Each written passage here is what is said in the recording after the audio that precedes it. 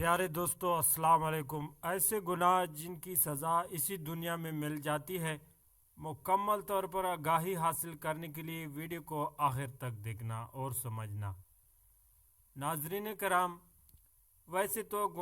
گناہ ہے، چاہے چھوٹا ہو یا بڑا، اور یہ بات بھی ذہن نشین رہے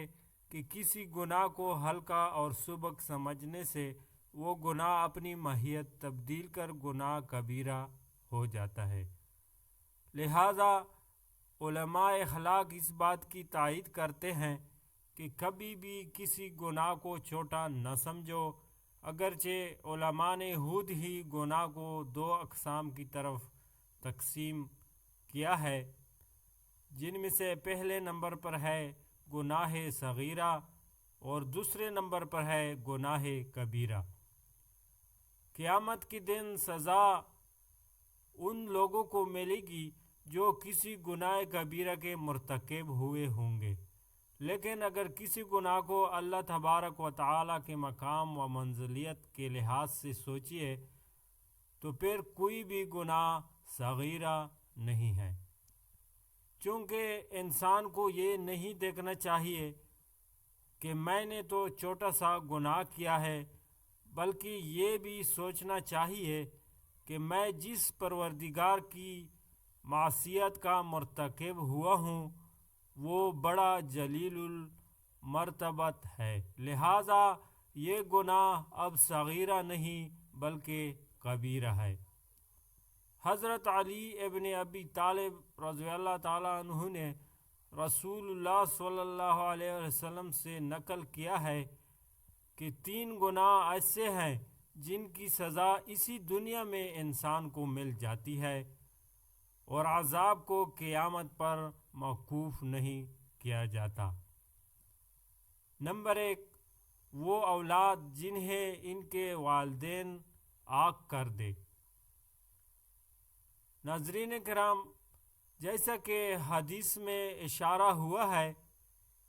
ان میں سب سے پہلی چیز والدین کا اپنے بیٹے کو عاق کر دینا ہے۔ اس سے پتہ چلتا ہے کہ والدین کی حق تلفی کرنا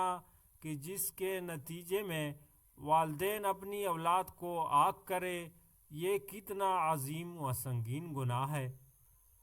آج اس زمانے میں جہاں بہت سی چیزیں تبدیل ہوئی ہے، ان میں والدین کے احترام میں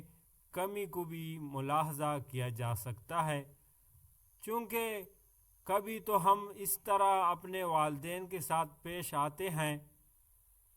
جیسے وہ ہمارے قرضدار ہوں یا انہوں نے ہمارے حق کو غصب کر لیا ہو،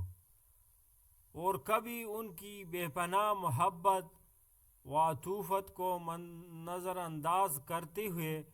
ایسے ان سے پیش آتے ہیں کہ ان کے دل میں آہ اٹھ جاتی ہے۔ اب آگ کا مطلب صرف یہی نہیں کہ والدین علی الاعلان اپنی اولاد سے برات کا اظہار کرے، بلکہ دیگر بہت سے ایسے شواہد و قرائن ہیں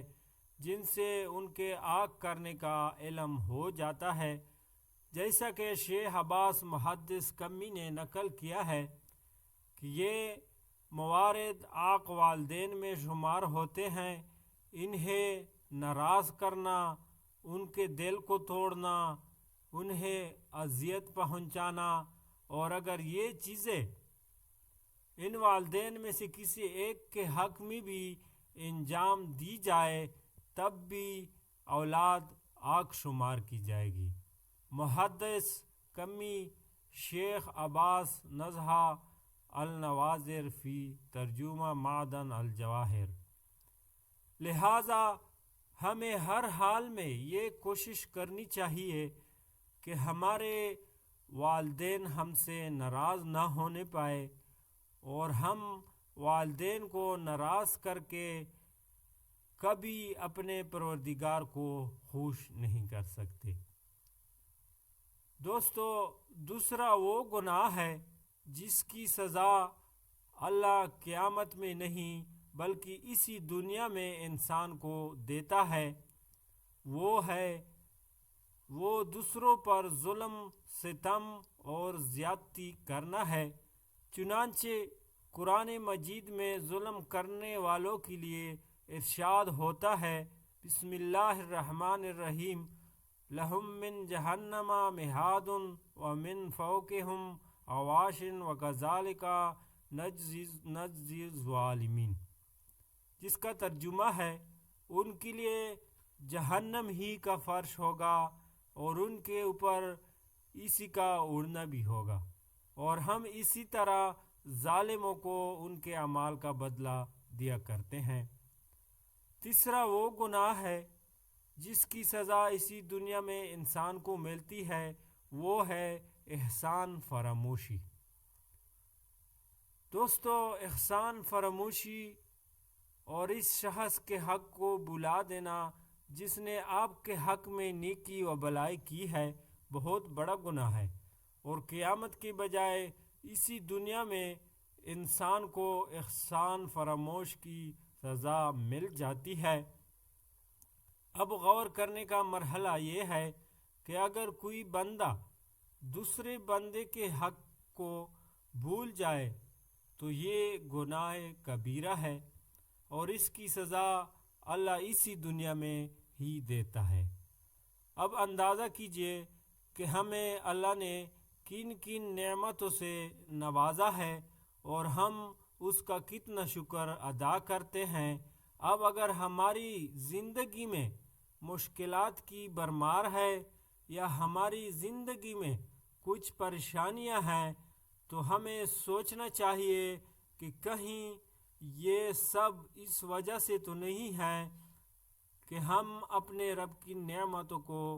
بھلا بیٹھے ہیں، اور یہ کہیں اس کا ہم پر عذاب تو نہیں ہے، جیسا کہ قرآن مجید میں